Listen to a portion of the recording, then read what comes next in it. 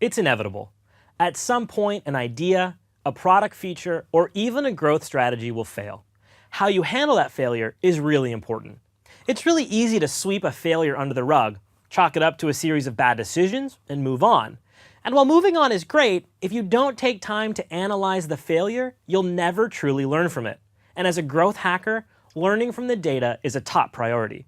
There's really no excuse not to learn.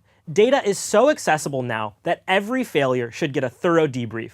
Find the root of the problem, even if you're working solo. You still need to walk through everything from start to finish. Not only do you learn from your mistakes, but you'll also get better at recognizing the warning signs before failure happens. To get you thinking about how to approach failure, let's look at some common reasons things fail. One that I see often is that the data was misinterpreted. When analyzing a set of data, survey results, or even sales information, mistakes happen. Growth hacking is all about executing based on the data. The data is the roadmap, and if you've got a bad set of numbers or an incorrect correlation, your map will send you in the wrong direction. This is often preventable by double-checking the data, re-evaluating the collection technique, or checking for outliers that may have skewed everything. Another common point of failure is misunderstanding the customer. As marketers, we like to think we're pretty good at understanding our customer, and we probably do have a strong grasp of who they are and what they want. But it's really easy to introduce bias when we come up with ideas. It's so easy to take something we want personally and project that need onto our customer. We'll make it something they need. And maybe it's something our customer actually asked for, but we didn't fully think about how it impacts everything collectively.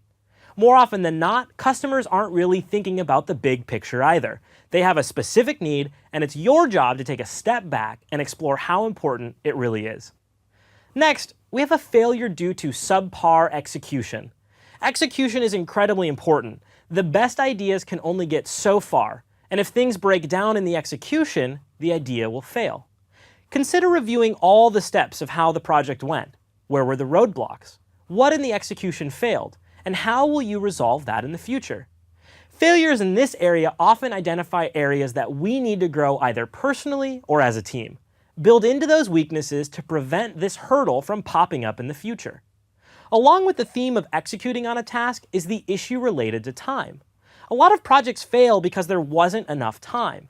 It's easy in hindsight to see the warning signs to biting off more than you or your team can chew, but when I map out ideas, I always double the time estimates provided to me. I'd rather be early than late. When deadlines are critical, be prepared to shift priorities and cut features to make it work. Another point of failure is the unwillingness to see things through. If you've done the research and you trust your data, don't pull the plug early. A lot of great projects get shut down just shy of their tipping point. Stick to the plan. If you do fail, do it after the original time estimate is passed. This way, you'll have a better understanding of what went wrong, and you won't be left with the what if factor. And finally, a huge contributing factor to failure is having the wrong attitude. It's okay to be skeptical about something. You can pursue an idea with positive skepticism. It's when you're convinced something is going to fail or an idea is terrible without fully vetting it out that you run into a problem. If you're concerned an attitude will derail a concept, then move to another idea until you've gathered enough support to try it out. If you can take one thing away from all of this, it's that you're going to fail. So fail proudly, fail confidently, and fail often. And when you do fail, take time to understand why.